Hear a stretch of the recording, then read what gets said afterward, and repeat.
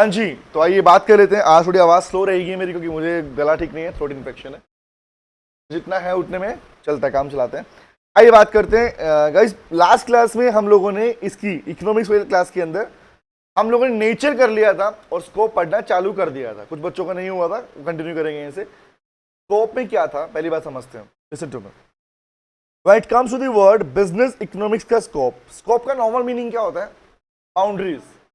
When someone says you, example मान लो तुमसे कोई बोलता है यार तुम्हारे पास स्कोप क्या है, तुमने कॉमर्स फील्ड चूज की, तुम्हारे पास स्कोप क्या है? Scope means you are having boundaries, limitations हैं।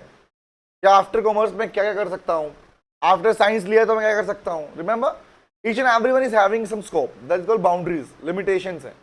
तो ऐसे ही जब हमारे स्कोप है तो बिजनेस इकोनॉमिक्स के भी स्कोप है नहीं? ठीक है, तो वर्ड आया स्कोप मींस बाउंड्रीज या फ्रंट्रीज को बोलते हैं, ये हम पढ़ चुके थे। बाउंड्रीज या frontiers in a business organisation, problems and issues will be categorise. अब बोला जब बात करते हो आप अपने पास में किसकी, बिजनेस की, प्रैक्टिकल बिजनेस की बातें कर रहे हो, तो उस टाइम पे क्या होता है कि नॉर्मली आपके सामने प्रॉब्लम्स आती है। देखो सिंपल सी बात, बिजनेस चल रहे हैं तो बिजनेस आ रहे हैं, बिजनेस हो रहे हैं, तो वहां पर डिसीजन मेकिंग तो पार्ट आएगा, क्योंकि रीजन इज प्रॉब्लम्स भी है और इश्यूज भी हैं। कभी एग्जाम मशीन खराब हो गई, कभी एम्प्लॉय स्ट्राइक पे चले गए, remember such kind of problems. Exam product खराब हो गया, प्रोडक्ट की पैकिंग अच्छी नहीं जा रही, प्रोडक्ट की सेल डाउन चली गई, तो इस तरह की प्रॉब्लम्स बिजनेस में आती ही आती हैं। अब उन्हीं प्रॉब्लम्स को डिवाइड करते हैं दो पार्ट्स के अंदर। तो let me talk about this, सुनो ध्यान से। याद करो आपने दो वर्ड सीखे थे, micro branch of business economics and macro branch of business economics सीखा था। तो माइक्रो ब्रांच में क्या था सर, इकोनॉमिक्स के अंदर बिजनेस इकोनॉमिक्स कैसे, एग्जांपल एक इंडिविजुअल फॉर्म क्या था, एक इंडिविजुअल फॉर्म किस तरह डील करती है अपनी इंटरनल प्रॉब्लम्स को लेकर। लाइक एग्जांपल मैंने पूछा था प्रोडक्ट का प्राइस फिक्स करना है, कौन सी प्रॉब्लम है? Internal external? प्रोडक्ट का प्राइस फिक्स करना है, कौन सी प्रॉब्लम है, इंटरनल या एक्सटर्नल? इंटरनल। देखो ना, इंटरनल प्रॉब्लम है। पैकिंग डिसाइड करनी है, इंटरनल। डिजाइन देखना है, इंटरनल। मेरे पास जो लेबर काम कर रहे हैं उनका पैसा फिक्स करना है, इंटरनल। मतलब वो सारी प्रॉब्लम जिन्हें एक बिजनेस, जिन्हें एक मैनेजमेंट इंटरनली डील कर सकता है, इंटरनली कंट्रोल कर सकता है, उन्हें क्या बोलते हैं? Internal issues. क्या बोलते हैं? Internal issues. तो वही बोला, प्रॉब्लम और इश्यू को दो पार्ट में डिवाइड किया। Number one is called internal issues, इसी को बोलते हैं ऑपरेशनल इश्यूज। क्या बोलते हैं? ऑपरेशनल। क्यों? रीजन इज, ऑपरेशनल का मतलब बेटा यही होता है कि जिन चीजों के लिए, जिस मेन काम के लिए बिजनेस लगाया गया, अगर उसमें प्रॉब्लम आती है उसे क्या बोलते हैं? ऑपरेशनल या इंटरनल इश्यूज बोलते हैं। पहली बात क्लियर। नंबर टू, एक्सटर्नल का मतलब क्या होता है? ऐसी प्रॉब्लम जिसपे कंट्रोल नहीं है, जिसपे बिजनेस का कंट्रोल नहीं है लेकिन वो अफेक्ट करेंगी। बिजनेस का कंट्रोल नहीं है बट वो अफेक्ट करेंगे। एग्जांपल, क्या गवर्नमेंट की पॉलिसी को कंट्रोल कर सकता है बिजनेस? टैक्स पॉलिसी को, foreign exchange rate, balance of payments, इनको कंट्रोल नहीं किया, लेकिन इनका अफेक्ट कहां पड़ता है? बिजनेस की डिसीजन पे पड़ता है। इन्हें क्या बोलते हैं? External issue. क्लियर? तो वर्ड क्या आया कि प्रॉब्लम्स और इश्यूज को दो पार्ट में डिवाइड किया गया, इंटरनल और एक्सटर्नल इश्यूज के अंदर। अब मुद्दा यह है कि इंटरनल को कौन डील करता है और एक्सटर्नल कौन डील करता है। नीचे लिखा भी हमने, जिन्हें कंट्रोल किया कैन बी कंट्रोल, यहां क्या लिखा? Can not be control but affect the decision of the business, affect करते हैं। रिमेंबर, अब मुद्दा यह आया कि मुझे बताओ ऑपरेशनल इश्यूज है, मान लो इंटरनल इश्यूज है, तो कौन सी ब्रांच डील करती है? क्वेश्चन ए, एग्जाम में आया क्वेश्चन ए वाला, which branch deals with the operational issues? Answer is micro branch. तो नाम से मत याद रखो, समझ के पढ़ो। ऑपरेशनल मतलब जो इंटरनल इश्यूज है, जो बिजनेस के अंदर हो रहे हैं। एग्जांपल मैं कहता हूँ यहाँ पर मुझे इश्यूज आ जाए, कैमरे में इश्यू आ जाए, सिस्टम में इश्यू आ जाए, लाइट्स नहीं काम करे, कुछ भी आईपैड का, ये कौन से इश्यूज है? इंटरनल इश्यूज है। रिमेंबर, बट मैं बोलूँ एग्जांपल के लिए पावर कट हो जाए, ये मेरे पार्ट है कंट्रोल में। बोले भाई यहाँ पे सोसाइटी के अंदर पावर कट रहेगा, कौन सा पार्ट है? एक्सटर्नल इश्यूज है। समझ में आया? साक्षी कौस्तुभ, क्लियर? ठीक है। अब इसका मतलब क्या हुआ कि ऑपरेशनल इश्यूज या इंटरनल इश्यूज किसको बोलते हैं? कंट्रोल कर सकते हो। बट मुद्दा ये है कि अब आपने कहाँ पढ़े थे? माइक्रो में पढ़ा था, मैक्रो में पढ़ा था? इंटरनल के बारे में माइक्रो पढ़ा था। तो क्वेश्चन अगर ये आया कि विच, वेरी गुड, नाइस। तो क्वेश्चन अगर ये आया कि which branch deals with the internal issue, answer क्या होगा? Micro branch. बोलो क्लियर हो गया? समझ में आया? तो माइक्रो ब्रांच कहने का मतलब क्या है कि माइक्रो ब्रांच की theories. I am saying micro branch, इसका मतलब क्या हो बेटा? माइक्रो ब्रांच की थ्योरीज क्या है? डिमांड, सप्लाई, कॉस्ट, प्रोडक्शन है।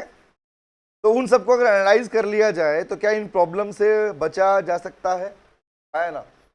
अगर मान लो सिंपल सी बात, मैं इंटरनल इश्यूज की बातें कर रहा हूं, और अगर मान लीजिए मैं जो सारी माइक्रो ब्रांच मतलब माइक्रो ब्रांच की थ्योरीज, और माइक्रो थ्योरी का मतलब demand, supply, cost, production, market, वो सारे, अगर मैं उन्हें एनालाइज कर लूँ, एनालाइज का मतलब पहले से ऑब्जर्व कर लूँ, चेक कर लूँ कि ये चीज मुझे कैसे अफेक्ट करेगी। अब एग्जांपल के लिए I am using this type iPad, अब मैंने वायर से कनेक्शन लिया हुआ, ठीक है, कनेक्टर लगा हुआ है, केबल लगी हुई है, लगा हुआ है, ठीक है। अब मान लो कनेक्टर काम करना बंद कर गया, सुना ध्यान से बात को। अगर बात ये मुझे पता है कि कनेक्टर काम करना बंद कर सकता है, तो I am having an option और नोट, चेक करना पड़ेगा। अब सोचो ध्यान से, रिपीट कर रहा हूँ, देखो think about this, not like a teacher, सुनो ध्यान से। क्या मैं भी प्रोड्यूसर हूं या नहीं हूं? Tell me, producer of services, yes और नो? मैं हूं। तो मुझे बताओ एज ए बिजनेस, अगर मान लो मैं सर्विसेज दे रहा हूं, तो माय क्वेश्चन इज, अगर मुझे टेक्निकल प्रॉब्लम्स आती हैं, टेक्निकल प्रॉब्लम्स आती हैं, देखो मैं सारी प्रॉब्लम के तो सॉल्यूशन में नहीं बैठा हूं, लेकिन एग्जांपल के लिए मैं कहता हूं, मुझे नहीं पता था भैया कि आईपैड का जो एप्पल का कनेक्टर है खराब हो जाता है, एक टाइम के बाद में काम करना बंद कर जाता है। तो हुआ क्या? नॉर्मल सुना था भाई, चलता रहा, स्मूथली चलता रहा, काफी टाइम से, काफी साल चलता आ रहा है। तो हुआ क्या? अब सडनली मुझे बताओ कि अगर आईपैड का कनेक्टर मेरे को यूज ना दे, मतलब मेरा काम ना बन पाए, क्लास ना चल पाए, तो मैंने एक ऑप्शन निकाल लिया इसका। ये ऑप्शन कब निकाला? जब मेरे सामने इंटरनल प्रॉब्लम आई, तो मैंने उसको मैनेज करने की कोशिश की। अगर ये नहीं भी होगा तब भी मैं कुछ टाइम के अंदर, अगर मेरे पर नेट चल रहा है, तो मैं उस टाइम के ऊपर स्क्रीन यूज कर सकता हूँ बिना कनेक्टर के, समझ में आया? तो दैट अल्टरनेटिव वो क्या क्या है, उसको मैंने एनालाइज किया ना, मैंने प्रॉब्लम को एनालाइज किया, तभी तो ये मेरी टेक्निकल प्रॉब्लम्स थी, मैंने टेक्निकल प्रॉब्लम को एनालाइज किया, तभी सॉल्यूशन निकल पाया। तो एग्जांपल मुझे बताओ, ऐसे कोई भी सॉल्यूशंस, ऐसे कोई भी, even this part is called solution, solution ही तो है, बिग सॉल्यूशन, सॉल्यूशन तो है ना। तो माय पॉइंट इज, कहने का मतलब मुझे एक बात बताओ कि गाइस, अगर किसी बिजनेसमैन के सामने प्रॉब्लम्स आती हैं, तो उसे अपने इंटरनल इश्यूज को डील करने के लिए क्या माइक्रो इकोनॉमिक थ्योरीज को एनालाइज करना पड़ेगा या नहीं पढ़ना पड़ेगा? करना पड़ेगा। दूसरी बात कर लेते हैं, आज कोई बिजनेस मार्केट में एक नया सामान लॉन्च कर रहा है, नया प्रोडक्ट लॉन्च कर रहा है, यू नो दिस, और प्रोडक्ट लॉन्च करता है, तो उस टाइम पे क्या उसके लिए जाना जरूरी नहीं है कि डिमांड कितनी है मार्केट में, या डिमांड कितनी होगी, सप्लाई कितनी कर पाऊंगा, मेरा कॉस्ट कितना बैठेगा, मेरा प्रोडक्शन कितना बैठेगा, मार्केट में रिस्क कितना है, फिर इन्वेस्टमेंट सही है या नहीं है, क्या इन चीजों को एनालाइज किए बिना डिसीजन लेते हो आप लोग? समझ में आ क्या बोल रहा हूँ? और सिंपल सी बात, ऐसे डिसीजन लेना ये उस तरीके से है कि आपके पैसा तो आपके पॉकेट में है, भैया ड्रेस दे दो, बिना साइज चेक के ड्रेस ले लिया आपने, वो वाला हिसाब हो जाएगा, तो क्या ये सेट बैठेंगे आपके पास में? नहीं, पैसा भी लग गया और नुकसान भी होगा, पक्का श्योर है। समझ में आएगा? इस क्लियर है? क्लियर हो गया? तुमने ये वर्ड पढ़ा था बेटा कि कौन सी, क्वेश्चन है which branch deals with the micro economic problem, answer is micro branch, ठीक है। तो क्या बोला, अब इश्यूज कौन कौन से थे हमने पढ़ चुके हैं, price, packing, designing, factor, marketing, sector. तो इसी की बात हम स्टार्ट कर चुके थे, हमने स्टार्टिंग में पढ़ा था इसके अंदर कौन सा, demand analysis and demand forecasting, ये फर्स्ट थ्योरी है। सुना ध्यान से बात को, क्या याद रखना है वो भी सुन लो ध्यान से, आपको इन सबके इंडिविजुअल नाम याद रखने हैं, जितने भी ये किसकी थ्योरी पढ़ रहे हो आप, इंटरनल इश्यूज को डील करने वाली माइक्रो ब्रांच की थ्योरीज हैं। क्या बोल रहा हूं? इंटरनल इश्यूज को डील करने वाली माइक्रो ब्रांच की थ्योरीज है, उन्हें डील करना है।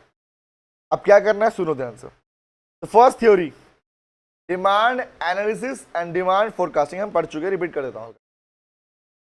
डिमांड एनालिसिस का मतलब होता है भाई साहब कि डिमांड को अफेक्ट करने वाले फैक्टर्स, क्या पढ़ेंगे आगे आएगा, price, income of consumer, remember taste and preferences, या आज आपकी डिमांड को जो अफेक्ट करते हैं फैक्टर, उनमें अगर चेंज आया तो उसमें चेंज आने की वजह से आपकी डिमांड पे क्या इफेक्ट पड़ा, that is called, that means increase हुई या डिक्रीज हुई, उसे बोलते हैं बेटा डिमांड एनालिसिस। क्या बोलते हैं? Demand analysis. चेक करना क्या कहलाता है, डिमांड, मतलब एग्जाम्पल मुझे इतना आइडिया लग जाए कि इंक्रीज हुआ या डिक्रीज हुआ, इंक्रीज हुआ या डिक्रीज हुआ, ये आइडिया मिलना ही, ये आइडिया मिलना ही, एक मिनट रुकना, नाउ प्लीज टेल मी, एक बात बताओ, तो ये चीज पता करना कि मेरे फैक्टर्स कैसे अफेक्ट कर रहे हैं, ये जानना। अब एग्जांपल मुझे बताओ, मैं ये जानूं कि भैया मेरा प्राइस क्या था, एग्जांपल क्या, मुझे बताओ कि कमोडिटी का प्राइस उसकी डिमांड को अफेक्ट करता है नहीं करता? करता है। सिंपल चीज है भाई, प्राइस ज्यादा तो डिमांड गिरेगी, प्राइस कम डिमांड बढ़ेगी। लेकिन ये कंसेप्ट कब अप्लाई होता है? अगर सामान नॉर्मल गुड्स है तो। हर जगह अप्लाई नहीं होता, ध्यान रखना। नॉर्मल गुड्स में पॉजिटिव इंपैक्ट होता है। पढ़ाऊंगा, आगे आएगा टॉपिक ये वाला, ठीक है? पढ़ा हुआ है, नाइस। नंबर 2, अच्छा पढ़ा दिया, और यस फिर ओके, याद आ गया मुझे। Demand forecasting. Number 2, demand forecasting में क्या पढ़ा था भाई? डिमांड फोरकास्टिंग में ये नहीं कि फैक्टर्स ने क्या इफेक्ट पड़ा, डिमांड फोरकास्टिंग में कि पास्ट बिहेवियर, वो सारे टूल जो बताएंगे क्या, predicting the future demand, future में कितनी डिमांड होगी इसके बेस पर पास्ट बिहेवियर ऑफ डिमांड। मतलब पास्ट में अगर कोई सामान की डिमांड लगातार गिर रही है, एग्जांपल गिरती आ रही है, गिरती आ रही है, गिरती आ रही है, कोई सामान बिकना बंद हो गया है, कम हो चुका है, तो क्या डिमांड बढ़ेगी फ्यूचर में उसकी? समझ में क्या बोल रहा हूँ? मतलब डिमांड, किसी भी कमोडिटी की पास्ट डिमांड को देखकर फ्यूचर की डिमांड को प्रिडिक्ट करना, दैट इज कॉल्ड, क्या बोलते हैं उसको? Demand forecasting. बोलो, याद रहेगा ये पार्ट बेटा आपको? क्लियर है सबको? ये हम पढ़ चुके थे, मतलब हमारे पास 2 वर्ड पढ़ चुके। एनालिसिस वर्ड अलग है यहाँ पे, फोरकास्टिंग वर्ड अलग है यहाँ पे। क्लियर? ओके, लिखा हुआ साइड में दिखाने के लिए, ये सारे क्या है? Factors of commodity. अब ये फैक्टर्स क्या क्या क्या इंपैक्ट पड़ेगा, चेंज का क्या इंपैक्ट पड़ेगा डिमांड के ऊपर, इसे क्या बोलते हैं? Demand analysis. बट इफेक्ट पड़ा वो अलग चीज थी। बट लास्ट में मैं कहता हूँ एग्जांपल, मान लो कोई सामान था, उसकी डिमांड लगातार गिर रही है, पहले 500 थी, एग्जांपल मैं बात कर रहा हूँ 2019 की बात करता हूँ।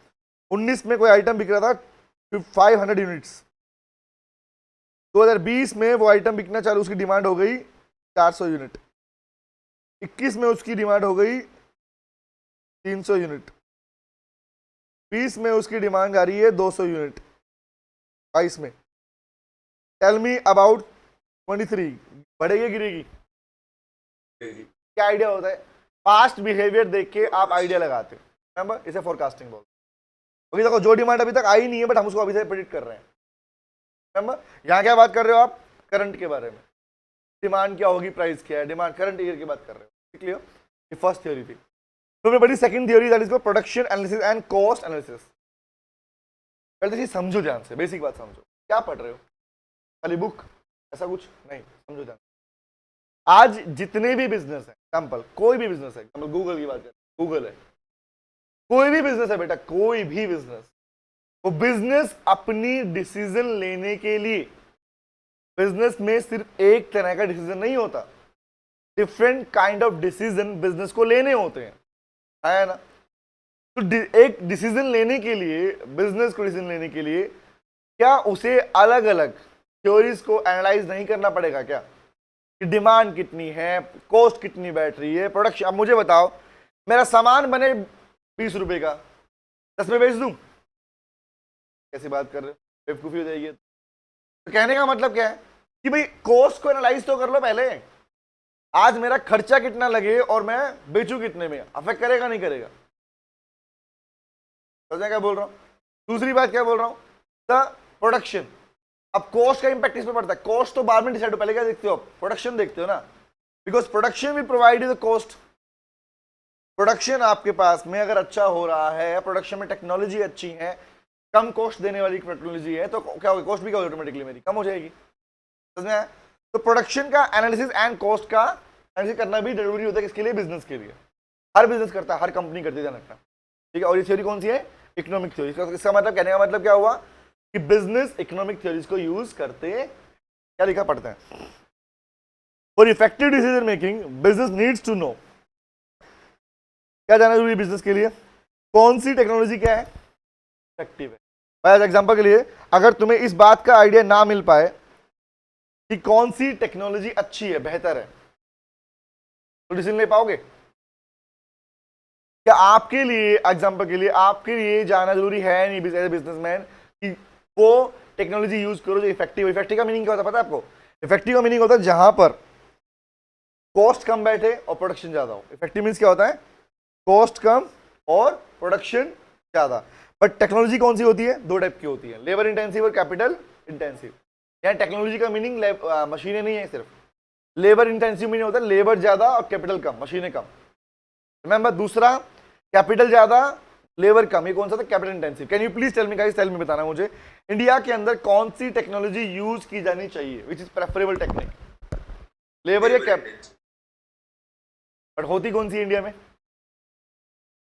अब बेटा उल्टा भाग रहे हैं हम लोग, आज भी उल्टा भाग रहे हैं। चाइना के अंदर हमसे ज्यादा पॉपुलेशन है ना, एग्री करते हो?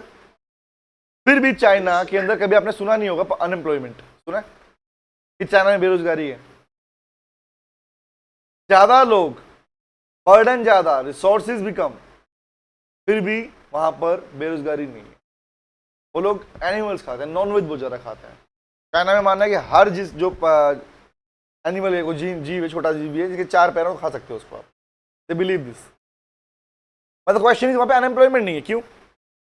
Because government of China, the Chinese economy is using labour intensive. जिसके पास एग्जांपल, अब मुझे बताओ, तुम्हारे पास जो सामान ज्यादा होगा वही तो यूज करोगे ना भाई। अब मुझे पता कि मेरे पास काम करने वाले लोग ज्यादा हैं, मशीन लगा दूं? नहीं, मशीन लगेगी, इट डजंट मीन सारे लेबर काम करेंगे, बट कहने का मतलब जो आइटम ज्यादा है उसके रेशियो को ज्यादा रखो, दूसरे को कम रखो। इसी को बोलते हैं लेबर इंटेंसिव। कौन सी? लेबर ज्यादा, कैपिटल कम, मशीनें कम, कैपिटल ज्यादा। और एग्जांपल, क्यों इंडिया क्यों करता है, फॉलो करता है कैपिटल की ओर? इंडिया कहता है यूएस बेच रहा है, जापान बेच रहा है, जर्मनी बेच रहा है, मशीनें यूज करता है। अरे भाई उनके पास लेबर नहीं है। अदर कंट्रीज के अंदर पॉपुलेशन का लेवल नहीं है, अगर आप चेक करोगे। अकेले दिल्ली के अंदर 2 से 2.5 करोड़ लोग रहते हैं। अकेले दिल्ली के अंदर 2 से 2.5 करोड़ लोग रहते हैं। और यूरोप की मैक्सिमम कंट्रीज जो है, मैक्सिमम कंट्री, उन कंट्री की अकेली सिंगल पॉपुलेशन भी, यूरोप के अंदर तो कंट्रीज बनी हुई है, उनकी सिंगल पॉपुलेशन पूरी मिला के पॉपुलेशन भी दिल्ली के बराबर नहीं है। 60 लाख लोग, 40 लाख लोग, ऐसे लोग रहते हैं वहां पे। तो थिंक अबाउट, जब लेबर कम हुआ, वो काम करेंगे, मशीनें यूज करेंगे, मशीन प्रेफर करेंगे, तो वो तो करेक्ट कर रहे हैं, हम गलत कर रहे हैं ना। सिंपल सी बात, देख के समझ में आया, लॉजिक क्लियर हो गया? तो इसलिए क्या करना पड़ता है, बिजनेस को एनालाइज करना पड़ता है बेटा, अपना क्या प्रोडक्शन और अपनी क्या कॉस्ट। कॉस्ट में क्या आती है मेनली? Factor cost. कौन सी? Land, labour, capital, entrepreneur. और बिजनेस है क्या चेक करेगा भाई, 4 फैक्टर कौन से हैं प्रोडक्शन के? Land, labour, capital, entrepreneur. मुझे देख लो, who I am? Labour. Labour doesn't mean worker, वो दिहाड़ी मजदूर नहीं है ना, दिहाड़ी मजदूर वाला। लेबर का मीनिंग क्या होता है? वर्किंग आवर्स, जो आप टाइम दे रहे हो, आप काम पे टाइम दे रहे हो। The prime minister of India is also known as labour, वो भी लेबर ही कहलाएंगे। हमने सीखा गलत है, लेबर का मीनिंग होता है लेबर मतलब जो रोड पे काम कर रहे हैं, नो, बोल देते हैं हम लोग।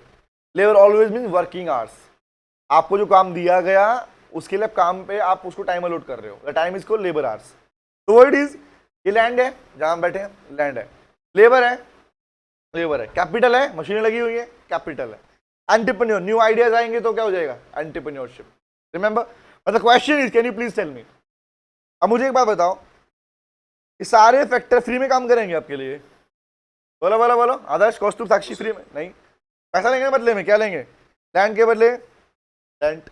लेबर को क्या जाएगा? लेबर को वेजेस, या इसी को बोलते हैं कंपनसेशन। तो नहीं कि हमेशा वेज ही मिलता हो, सैलरी मिल सकती है, रिमेंबर, रेम्यूनरेशन मिल सकता है। ये सारा पार्ट किसका है? कंपनसेशन का पार्ट कहलाता है। कैपिटल के पहले क्या मिलती है? इंटरेस्ट। उधार लूंगा, क्या देना पड़ेगा? इंटरेस्ट। और नया आइडिया के बदले क्या मिलता है? प्रॉफिट का पार्ट, मतलब डिविडेंड बोलते हैं उसको हम। देखते हैं प्रॉफिट बोलते हैं, उसको डिविडेंड बोलते हैं एक्चुअली प्रैक्टिकली। ठीक है, तो क्वेश्चन इज, अगर ये कॉस्ट बढ़ेगी तो प्रोडक्शन ज्यादा होगा कम होगा? प्रोडक्शन कम होगा।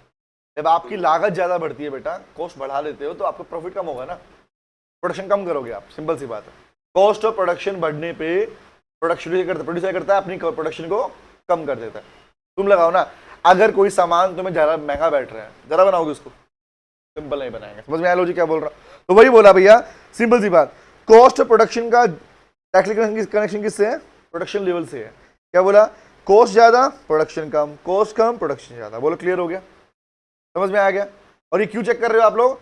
To know what will be the minimal cost, कम से कम कॉस्ट कितनी बैठेगी इफेक्टिव प्रोडक्शन के, इसलिए आप क्या चेक करते हो? कॉस्ट एनालिसिस करते हो। बोलो, समझ में आया? यहां तक क्लियर है? ये हमने पढ़ा था और भी दिया मैंने हैंड टू हैंड। फटाफट से आगे बढ़ूं, चलो नेक्स्ट पे आते हैं, देखते हैं थर्ड। कौन सा? ये उसी का पार्ट है बेटा। देख, टेक्नोलॉजी कौन सी यूज करोगे, और आप इनपुट बोलते हैं फैक्टर को, इनपुट इसको फैक्टर को बोलते हैं। तो फैक्टर कौन से यूज करोगे? फैक्टर चेक करके कौन से? Land, labour, capital, entrepreneur. तो लैंड क्या है? फिक्स फैक्टर, लेबर क्या है? Variable factor. कैपिटल क्या है? Fix factor. एंटरप्रेन्योर क्या है? Variable factor. What is variable, what is fix, sorry what is fix and what is variable, क्या होता है पता है? मीनिंग क्या, किससे चेंज होता है? जो फैक्टर प्रोडक्शन के इंक्रीज होने के साथ चेंज हो जाए, production change, factor change, proportion बदलेगा, उसे बोलते हैं वेरिएबल। जैसे लेबर, काम बढ़ाऊंगा तो क्या होगा? लेबर भी लगेगी और बढ़ेंगे। काम घटेगा तो लेबर भी कम हो जाएगी। थिंक अबाउट, कोविड में क्या हुआ? काम गिरा तो लोगों ने काम से निकाल दिया, कंपनीज ने। क्या था? वेरिएबल क्या कर दिया? कम हो गया। बट क्या उन्होंने अपनी बिल्डिंग तोड़ दी? बनाई हुई नहीं, फिक्स पार्ट था, खर्चा लग चुका है। प्रोडक्शन गिरे या बढ़े, जो फैक्टर क्या रहेगा मेरा? फिक्स में रहेगा शॉर्ट रन के अंदर। उसे क्या बोलते हैं बेटा? उसे बोलते हैं फिक्स फैक्टर। तो फैक्टर दो टाइप के थे। तो वर्ड आएगा कि क्या इनपुट मिक्स का मतलब क्या है? कितना प्रोपोर्शन फिक्स का, कितना प्रोपोर्शन वेरिएबल का। ये डिसाइड करेगा किसको? ये भी तो आपको हेल्प करेगा, नहीं करेगा? ये प्रोडक्शन को एनालाइज करना। आज मुझे बताओ, मुझे कितने लेबर की रिक्वायरमेंट है और कितने फिक्स फैक्टर की रिक्वायरमेंट है। एग्जांपल यहां से क्लास ले रहा हूं, अगर क्लास नोएडा से चल रही है इस टाइम पे, तो यहां मुझे ज्यादा वेरिएबल फैक्टर की रिक्वायरमेंट नहीं है, क्योंकि मेरा पूरा सेटअप यहाँ पे लगा हुआ है नॉर्मली। और जब दिल्ली की बात करो तो वहां मुझे स्टाफ की रिक्वायरमेंट होगी, लेबर भी मुझे ज्यादा लगता है, कॉस्ट भी ज्यादा लगती है। समझ में आया क्या बोल रहा हूँ? तो what I am trying to say is बेटा, कहने का मतलब कॉस्ट एनालिसिस किस लिए करते हो पता है आपको? और प्रोडक्शन में क्या दो बातें आई थी कि सर टेक्नोलॉजी कौन सी इफेक्टिव है और इनपुट मिक्स क्या लेके चलोगे। क्लियर? इस बात को एनालाइज करना। आज एग्जांपल, जरूरी नहीं कि हर बिजनेस में दो ही लेबर चाहिए होते हैं, कहीं पे 10 चाहिए, कहीं पे एक भी नहीं चाहिए, एक ही बंदा काम चला लेगा। होता है नहीं होता? कौस्तुभ एक बात बताएगा, पूछूं? तुम्हारी शॉप पे लोग काम करते हैं बेटा, तो तुमने ऐसे ही इकट्ठे कर लिए, तुम्हें काम की रिक्वायरमेंट थी तब इकट्ठे किए? काम की रिक्वायरमेंट थी, इसका मतलब काम ज्यादा तो लेबर बढ़ेंगे नहीं बढ़ेंगे? बढ़ जाएंगे। रिमेंबर? समझ में आया? जहां पे तुम्हें लगा यार यहाँ लेबर, यहाँ मशीनें काम करेंगी, जो काम मशीन ऑल्टरेट कर रही है, तो वहां भी वो भी करोगे ना, कुछ फैक्टर फिक्स, कुछ फैक्टर वेरिएबल नेचर का।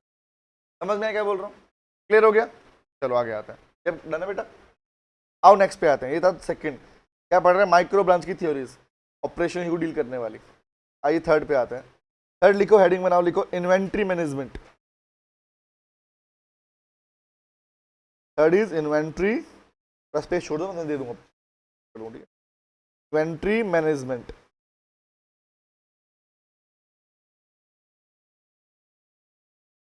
थ्रोट में इतना गंदा पेन हो रहा है बोल रहा हूं तो, सेक्शन टाइप में। चलो, इन्वेंट्री मैनेजमेंट आप लोग को अकाउंट्स में पढ़ने को मिलता है। इन्वेंट्री का मीनिंग होता है स्टॉक। क्या बोलते हो आप? स्टॉक को इन्वेंट्री बोलते हो, है ना? बट यहां खाली स्टॉक को इन्वेंट्री नहीं बोलते असलियत में। यस, क्या बोल रहा है?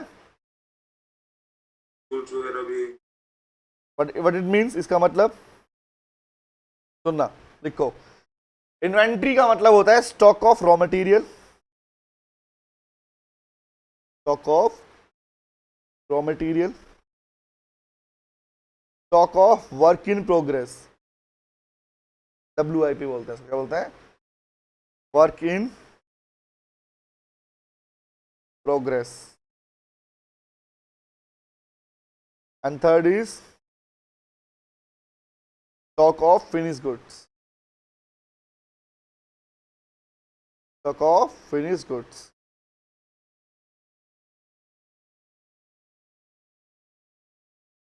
नॉर्मली इन्वेंट्री का वर्ड अकाउंट में सिखाया जाता है स्टॉक, वहां आप स्पेसिफिकली नहीं मेंशन नहीं करते इसको।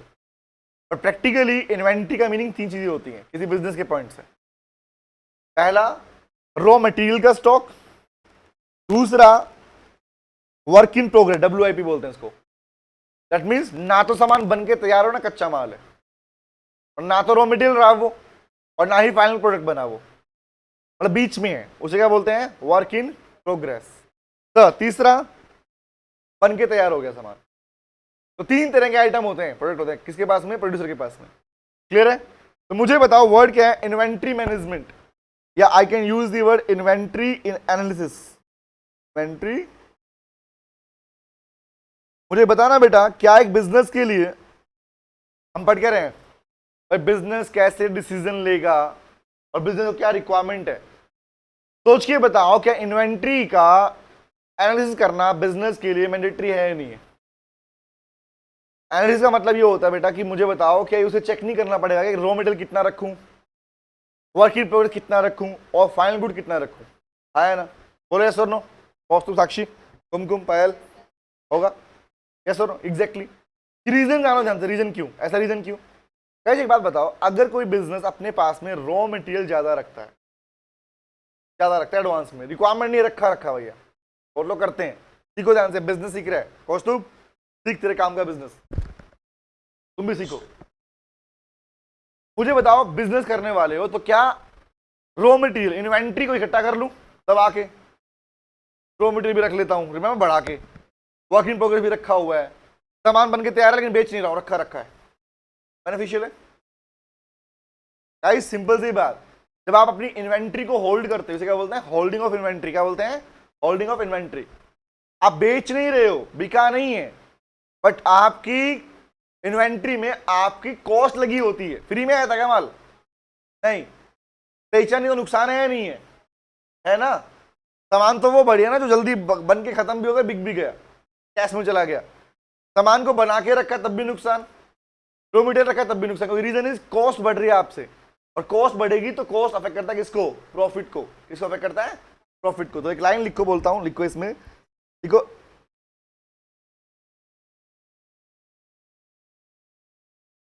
स्टॉक ऑफ इन्वेंट्री, या use the word inventory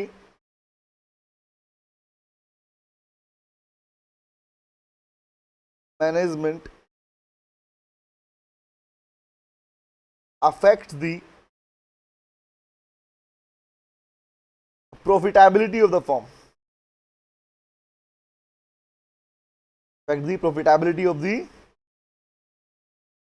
firm। Form मतलब क्या होता है, फॉर्म का मीनिंग क्या होता है, इसी को बोलता है सेलर, इसी को बोलता है मैन्युफैक्चर इकोनॉमिक्स के अंदर। क्या मीनिंग अलग नहीं होते, इसी को बोलते हैं प्रोड्यूसर।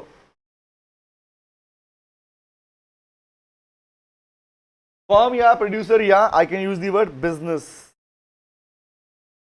ऑर्गेनाइजेशन। बिजनेस की प्रॉफिटेबिलिटी को, मतलब प्रॉफिट को अफेक्ट करता है कौन, इन्वेंट्री मैनेजमेंट। अगर इन्वेंट्री को सही तरीके से मैनेज नहीं किया तो क्या होगा, प्रॉफिट गिरेगा। इन्वेंट्री मैंने सही तरीके से किया तो प्रॉफिट बढ़ेगा। रीजन क्या है भाई, कॉस्ट कम। एग्जांपल बोलूं, एग्जांपल के लिए पूछता हूं, रिप्लाई करना, मैं क्वेश्चन फ्रेम कर रहा हूं, ठीक है, आप लोगों के लिए रिप्लाई करना। The question is increased, I can rise unwanted, reply करना मुझे, stock of raw material. Requirement नहीं थी लेकिन आपने फिर भी रॉ मटेरियल को होल्ड किया हुआ है, वो भी अनवांटेड स्टॉक। टेल मी, क्या इससे कॉस्ट बढ़ेगी, कॉस्ट गिरेगी, कॉस्ट बढ़ेगी। वेरी गुड, कॉस्ट क्या होगी, बढ़ेगी, मानते हो। और जब कॉस्ट बढ़ेगी तो प्रॉफिट क्या होता है, कम होता है, ज्यादा होता है, कम होता है।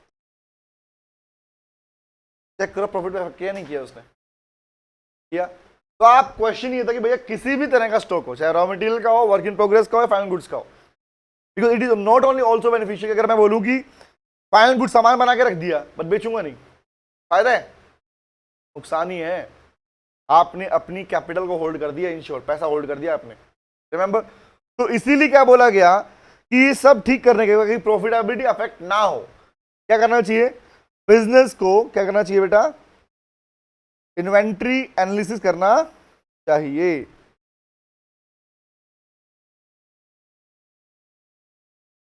एक मिनट, तो बताओ मुझे, अब मैं एक बार बात बोलूं, अगर पहली बात तो इन्वेंट्री मैनेज क्यों भाई, एग्जांपल के लिए रॉ मटेरियल कितना रखूं, रिमेंबर। दूसरी बात, वर्क इन प्रोग्रेस कितना रखूं, या फाइनल गुड्स कितनी रखूं।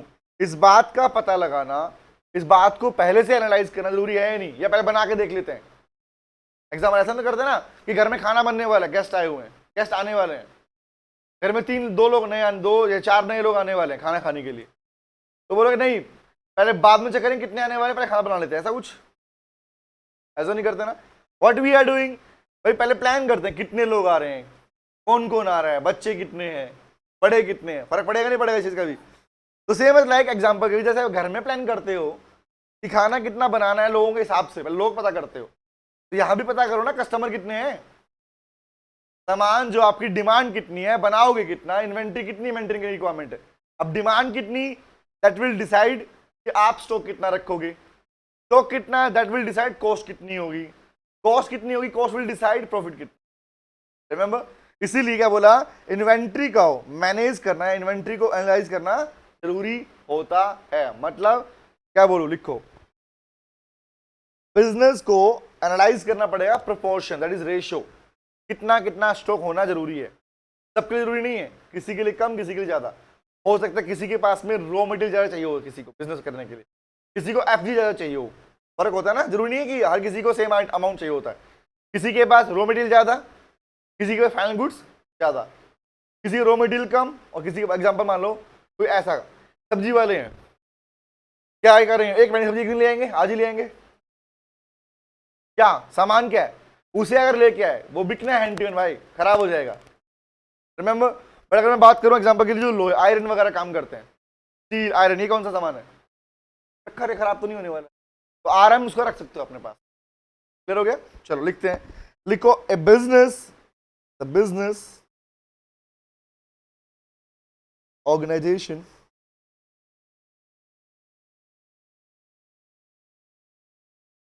analyze, you should analyze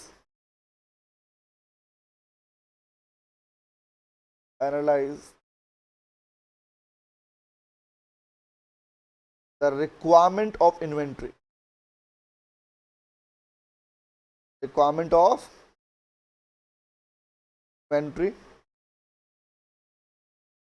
and also decides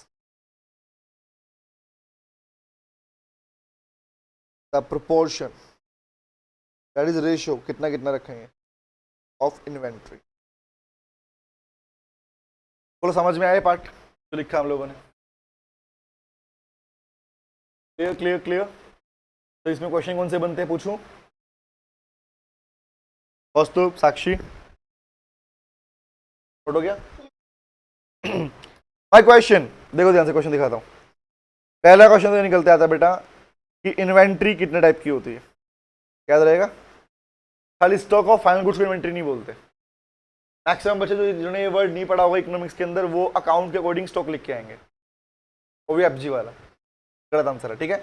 first question क्या बन गया हमारा, स्टॉक के पार्ट पे। सेकंड क्वेश्चन बनता है किसको अफेक्ट करते हो, आंसर इज जो दिया वही लिखो, क्या अफेक्ट करता है, प्रॉफिटेबिलिटी को। Question number 2, question number 1 clear हो गया।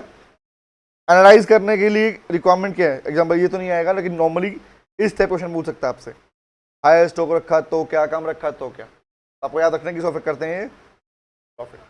इज इट क्लियर, याद रहेगी बात, डन है।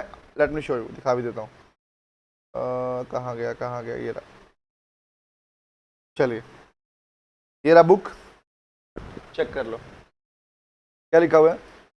Inventory management theory pertains to the rule that a firm can use minimize cost associated with the maintaining inventory in the form of work in progress, raw material, final goods। एक form के लिए mandatory क्या है भैया, इनको maintain करना तीनों को, क्योंकि क्या इन्वेंट्री पॉलिसी अफेक्ट करती है किसको, क्लियर हो गया। Third, business economist use methods such as ABC analysis, क्या यूज करते हैं, ABC. What is ABC, ABC मतलब ज्यादा कौन सा रखोगे, उसके बाद कौन कौन सा रखोगे, उसके बाद कौन सा रखोगे, समझ में क्या बोल रहा हूं। मेरे पास 3 आइटम है, रॉ मटेरियल कितना, वर्क इन प्रोग्रेस कितना, और क्या बोलेंगे फाइनल गुड्स कितना, एफजी कितना। तो इस बात को एनालाइज करने के लिए कौन सी थ्योरी है, ABC एनालिसिस। ये बन गया क्वेश्चन नंबर 4, क्लियर हो गया, बस ये पार्ट था, समझ में आ गया, क्लियर हो गया, ये लिखा होगा, डन। याद रखना कौन सा पढ़ा हमने इसके अंदर, एक वर्ड और कौन सा नया है हमारे पास में, जब ना प्रोपोर्शन डिसाइड करना है, कैसे होगा, ABC एनालिसिस। मतलब ऐसा क्यों बोला गया, examiner can ask a question on this कि which theory deals with the, इसको इन्वेंट्री मैनेजमेंट। आंसर क्या होगा? ABC analysis. डन हो गया? लिख लो। पढ़ा हुआ है ना? नाइस। चलो आगे आ जाओ। आगे आए। आप एग्जाम में तो करते हैं एबीसी। मोस्ट इंपोर्टेंट क्वेश्चन ए, लीस्ट इंपोर्टेंट बी, करते हैं ना कैटेगरी, ये इंपॉर्टेंट ज्यादा है, ये कम है, ये वैसे वाला, ये कौन सा होता है? एबीसी बोलते हैं उसको। ठीक है, चलो आगे आते हैं। The next is called market structure and pricing policy. आओ लिखते हैं, कोट नोट करो, लिखो बेटा। Market structure and pricing policy.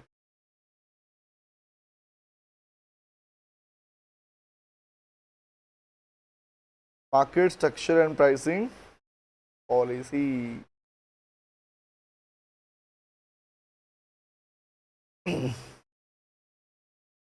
मुझे बताओ, क्या ये जानना जरूरी है या नहीं है कि कौन सी मार्केट के पार्ट हो आप? परफेक्ट कंपटीशन के हो, मोनोपोली के हो, मोनोपोलिस्टिक के हो? आपको अगर यही नहीं पता कि आप कौन सी मार्केट के पार्ट हो, तो अपना प्राइस कैसे डिसाइड करोगे, सामान कैसे बेचोगे? आया ना? पता चला कि आप तो मोनोपोलिस्ट थे और आप खुद को समझते थे परफेक्ट कंपटीशन मार्केट। मतलब याद करो ना, परफेक्ट कंपटीशन मार्केट मतलब बहुत सारे बेचने वाले, बहुत सारे खरीदने वाले। Remember, price level same. ऐसे मजा आता है, याद रखते हैं एग्जांपल। ये जो लगती है मंगल मार्केट, शनि मार्केट, बुध मार्केट लगती रहती है ना, इनमें क्या होता है, लोग बहुत सारे बेचने वाले होते हैं। 100 रुपए 100 रुपए 100 रुपए 100 रुपए। रिमेंबर मैडम, 50 का एक, 50 का एक। वो जो आइटम बेच रहे होते हैं, एक सिंगल आइटम बेचते हो, देखने का भी नॉर्मली। अगर कोई बंदा टी शर्ट बेचा, टी शर्ट ही बेच रहा है, फिर वो जीन्स तो जीन्स ही बेच रहा है, स्टोल बेचा स्टोल ही बेच रहा है, वो ऐसा हो रहा नहीं होता? क्या बोला गया? बात करते हैं मार्केट स्ट्रक्चर। मुझे बताओ, क्या ये जानना जरूरी है या नहीं कि कौन सी मार्केट के पार्ट हो? जरूरी है। अब एग्जांपल के लिए, ये मार्केट कौन सी मार्केट है जो आपको एग्जांपल दिया? Perfect competition. ठेले चेक करो, अप्लाई करें, अप्लाई करना। एक बंदा सिर्फ टी शर्ट बेच रहा है, 100 रुपए। अब बोलो मैं 2 लूंगी, कम लगाएगा आपको? मैडम 2 लो, 10 लो, 100 की एक पड़ेगी, है ना? और सेम प्राइस, लार्ज में buyer and seller, same product, होता है नहीं होता? ये मार्केट कौन सी होती है? Perfect competition. रिमेंबर, लेकिन सोचो तुम मार्केट में आए और तुम्हारे पास एक ऐसा आइटम है जो कोई नहीं बेच रहा, के लिए तुम हो कौन? मोनोपोली मार्केट के पार्ट बने, और तुम कर क्या रहे हो? Perfect competition. तो गाइस मुझे बताओ कि कंपटीशन कितना है, ये जानने के लिए जरूरी नहीं है क्या कि आप ये भी जानो कि मार्केट, किस मार्केट के पार्ट बनते हो अपने पास। जब तक किसी को ये नहीं पता मैं किस मार्केट का पार्ट हूं, क्या वो ये एनालाइज कर पाएगा कि कंपटीशन कितना होगा? पाएगा। बस ये क्या बोल रहा हूं, क्लियर हो गया? आओ लिखते हैं, लिखो मार्केट स्ट्रक्चर, लिखो the analysis of market structure is required to know the level of competition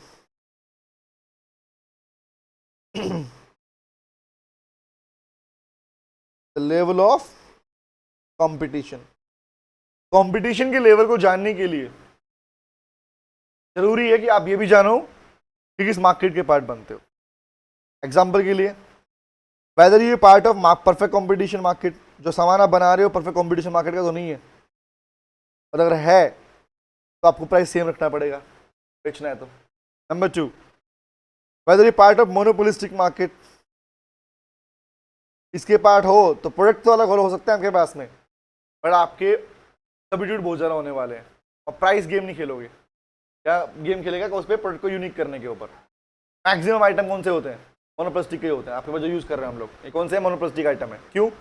बहुत सारे बेचने वाले, बहुत सारे खरीदने वाले, बट उनके ऑल्टरनेट बहुत सारे हैं, सब्स्टिट्यूट है बहुत सारे, है नहीं?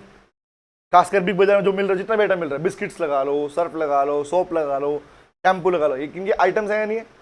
हर एक कंपनी बना रही है, क्या बना रही है तो शैम्पू, और डाव, क्लिनिक प्लस, ये वो, Pantene vanity, head and shoulder, क्या है? कंपनी है, चल रहा अलग अलग है, बट सामान क्या बना रही है वो? सामान सेम है, बस दिखने में कैसा है, डिजाइन, पैकिंग, कलर, वेट अलग अलग है, नहीं है। Nice. Third is whether you part of monopoly market और नॉट। भाई जैसी मार्केट होगी वैसा डिसीजन लो ना, फिर तो किसी को पता ही नहीं मैं हूं कौन, और लगे हुए हो तुम तो हाँ मैं हूं, है कौन भाई? जब तक तुम्हें ये नहीं पता तुम हो कौन, जब तक तुम्हारा डिसीजन कैसे लोगे तुम लोग? क्लियर हो गया? ओके, अब एग्जांपल दो, प्रैक्टिस सुनो एग्जांपल। ओलिगोपोली बेटा, ओलिगोपोली। हम गिव एग्जांपल हियर, बोलूं? लक्ष्मी नगर मार्केट, लक्ष्मी नगर दिल्ली, वो बहुत सारे इंस्टीट्यूट थे, बोल रहा हूं मैं, अब नहीं बोल रहा हूं। बिफोर लॉकडाउन वहां पे बहुत सारे इंस्टीट्यूट थे, 100 से ऊपर इंस्टीट्यूट थे अकेला उस जगह पर, ठीक है, ज्यादा ही होंगे मतलब। कब? बिफोर लॉकडाउन, कोविड से पहले। तो उसका मार्केट क्या थी? मोनोपोलिस्टिक। सामान तो ऑलमोस्ट सब सेम बेच रहे थे, कॉमर्स का हब बोलते हैं उसको, ठीक है। तो क्या हुआ? Monopolistic market, large number of buyer and seller, ठीक है। बता रहा हूँ, लिखो मत, सुन लो खाली, या आगे लिखवाऊंगा, मार्केट चैप्टर पढ़ाऊंगा। Large number of buyer and competition नहीं हुआ, प्राइस सेम नहीं है ना, तो मैं क्या बोल रहा हूँ, परफेक्ट कंपटीशन तब होता है जब वो एकदम आइटम सेम बेच रहे होते हैं। आइटम कॉमर्स फील्ड का बेच रहे हैं, बट ये नहीं कि सारे सीए पढ़ा रहे हैं, ये सारे बीकॉम पढ़ा रहे हैं, सारे 11th पढ़ा रहे हैं, ऐसा नहीं था। हाँ, कॉमर्स टीम पढ़ रही थी वहां पे। अब सुन ध्यान से, परफेक्ट कंपटीशन क्या होता है? सेम प्रोडक्ट सेम प्राइस सबके पास, ऐसा होता है कॉस्ट वहां पे? टेल मी, नहीं होता ना? आओ, तो मोनोपोलिस्टिक क्या था? बहुत सारे बेचने वाले, बहुत सारे खरीदने वाले, लेकिन सामान क्या था? है तो वही, लेकिन क्या दिखने में अलग। दिखना क्या होगा? टीचर अलग, फैकल्टी अलग, पैनल अलग, रिमेंबर? हाँ है ना? मार्केटिंग में खर्चा करते नहीं करते? करते हैं सर। तभी याद कर, कौस्तुभ, परफेक्ट कंपटीशन में नो एडवर्टीजमेंट कॉस्ट वो नहीं होती, बट यहाँ तो होती है। मार्केट में सेलिंग कॉस्ट ज्यादा होती है, कौन सी मार्केट होती है? Monopolistic cost. Apple company phone बेचती है ना बिना ऐड के, करती है ना? कौन सी मार्केट है? मोनोपोलिस्टिक मार्केट का पार्ट बनती है। आगे, अब मुझे बताओ, ये सारी की सारी मार्केट जो ऐड कर रही है, खर्चा लगा रही है, पहले कौन सी मार्केट थी? मोनोपोलिस्टिक। अब वहां पर सेलर गिर के क्या हो गए? ये कहते हैं मैनी सेलर। हालांकि आपको अभी कंसेप्ट समझ में नहीं आएगा, क्योंकि मार्केट मैंने स्टार्ट नहीं किया, मैं सिर्फ हिंट दे रहा हूं खाली। मार्केट पढ़ाऊंगा, मार्केट चैप्टर अलग से आएगा, यहाँ खाली नाम आया इसलिए बता रहा हूं खाली मैं। तो मुझे बताओ, जो मार्केट पहले बहुत सारे से भरी पड़ी थी, अब वहां पे क्या रहेगी? Only a few number of big sellers. अब वहां पर कुछ रहेगा जो बड़े हैं, जो रुक गए। तो कौन सी मार्केट होती है? Oligopoly market. आपको आइडिया नहीं हो, याद बता रहा हूं। ओलिगोपोली मार्केट वो मार्केट होती है जहां पर few number of big seller. Big seller का मतलब जो मार्केट का मैक्सिमम पार्ट स्टेक अपने पास होल्ड करते हैं। मार्केट में कस्टमर अगर है तो कस्टमर का मैक्सिमम पार्ट उनके पास रहता है। क्लियर हो गया? अब कौन सी मार्केट होगी? वो ओलिगोपोली मार्केट। तो नाउ प्लीज टेल मी, क्या लॉकडाउन से पहले, लॉकडाउन के बाद में लोगों को ये जानना जरूरी है नहीं कि वो मार्केट कौन सी पार्ट बन रहे हैं? हाँ है ना? नोट क्लियर हुआ? और यही वजह है कि लक्ष्मी नगर में फीस बढ़ रही है। पहले क्या था? मोनोपोलिस्टिक, लोग ज्यादा, सेलर ज्यादा, प्राइस भी होते रहे, कम ज्यादा होते रहे। अब क्या हो गया? तो लोग कम हो रहे हैं बेचने वाले, क्या होगा उस टाइम पे? क्या होगा? प्राइस क्या हो जाएगा? घट जाएगा। क्लियर हो गया बेटा? कौस्तुभ, साक्षी, क्लियर? आ जाओ। Number 2 is pricing. भाई साहब, प्राइस कैसे फिक्स करोगे जब तक मार्केट नहीं पता? वर्ड आ गया ना क्लियर? आओ दिखाता हूं। तो लिखो, the business managers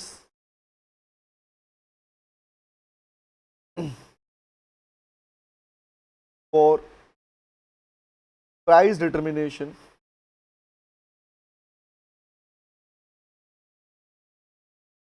uses the market structure analysis। पहले मार्केट को एनालाइज कर लो, फिर प्राइस भी डिसाइड कर लोगे। वंस यू नो कि आप किस मार्केट के पार्ट हो। दिल्ली मेट्रो कौन सी मार्केट का पार्ट है? मोनोपोली। दिल्ली में बड़ा और तो मेट्रो नहीं चल रही दिल्ली में कोई। Delhi metro is part of monopoly market. तो पता है मोनोपोली हो तो प्राइस के तुमसे पूछ के फिक्स करती है वो। दिल्ली मेट्रो का किराया, दिल्ली मेट्रो चालू हुई तो कितने रुपये था? 22 रुपये। अब कितना हो गया? 60 रुपये मैक्सिमम फेयर। डबल से भी ज़्यादा बढ़ा दिया। पूछो तुम लोगों से? नहीं। आगे बढ़ाएगी तो पूछेगी तुमसे? नहीं। समझ में आया क्या बोल रहा हूँ? Monopoly market. तो प्राइस का डिसीजन किस बेस पर लेते हो आप? अब लेकिन बात अगर किसकी हो? मोनोपोलिस्टिक की। तो यहाँ पे क्या होता है, अगर प्राइस किसी ने फिक्स किया और किसी ने फिक्स किया भैया हम तो 25,000 लेंगे, चलो ज्यादा है नहीं है, वो क्या बोलेगा? हम 22 ले लेंगे। तू 22 लेगा, हम 20 लेंगे। क्या होता है?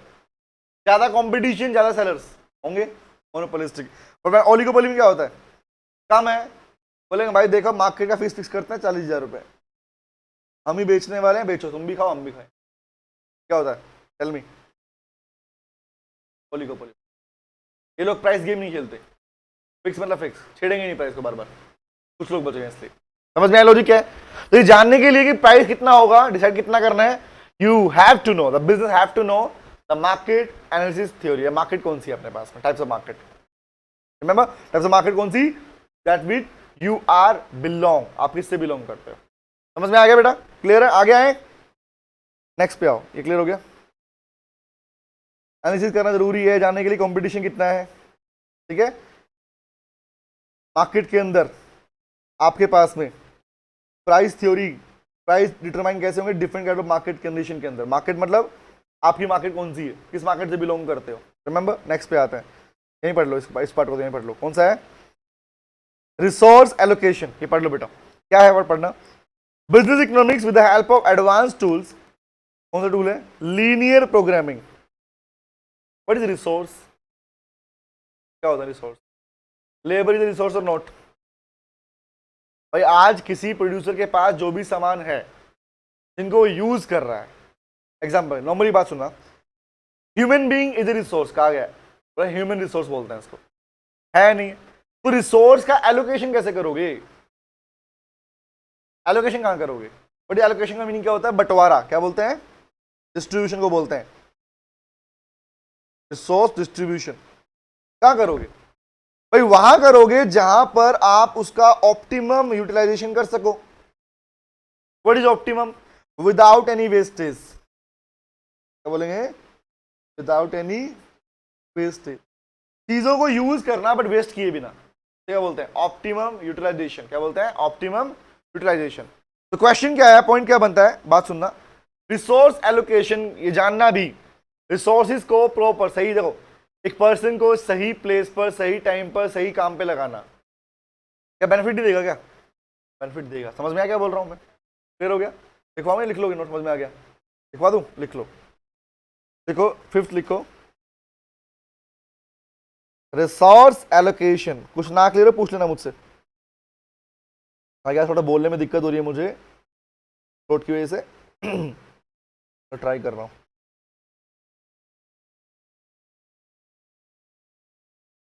रिसोर्स एलोकेशन पढ़ाएं? आओ तो बात करते हैं इसके बारे में। एक मिनट का फोन आ गया, सुनो। रिसोर्स एलोकेशन करना कैसे, इस तरीके से कि रिसोर्स कैसे पूरी तरह यूटिलाइज किए जा सके। सुन लो खाली, theory of capital investment decision. भाई आप इन्वेस्ट कहां करोगे और कैपिटल कहां लगाओगे, पैसा कहां लगाओगे? कहां पे? भाई जहां पे सबसे ज्यादा क्या मिले? रिटर्न मिले, रिटर्न ऑन इन्वेस्टमेंट, और रिस्क भी क्या हो? Low risk. नेक्स्ट पे प्रॉफिट एनालाइज करना है। तो प्रॉफिट कितना है, कम है, ज्यादा है, फ्यूचर में कितना होगा पता लगाना जरूरी है या नहीं?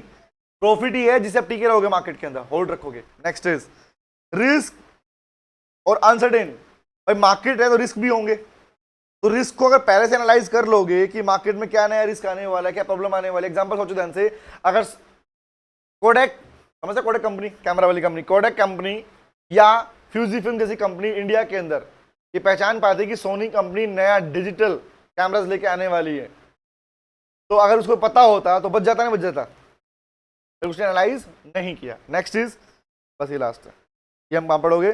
This part is in PCK में आएगा, ये चैप्टर नंबर 2 को बोलते हैं एक्सटर्नल प्रॉब्लम। ये यहाँ पे डिफाइन भी नहीं किया गया भाई, 4 पॉइंट 5 पॉइंट दिए गए, खाली वहां पे पढ़ोगे, खत्म। इसे ना खाली एक बार समझ लो, खाली इसे रीडिंग मार लो या नोट कर लो खाली, ठीक है? मैं भी आ रहा हूँ, सर को ले आता हूँ, बाय बाय। अब क्लास होगी सर की, ठीक है? ओके, कौस्तुभ, साक्षी। सुन रहे हो बेटा? सर ऑफलाइन क्लास नहीं, यहाँ पे अभी नहीं है बेटा आज। अभी इसको ज्वाइन करो क्लास को अभी। नहीं।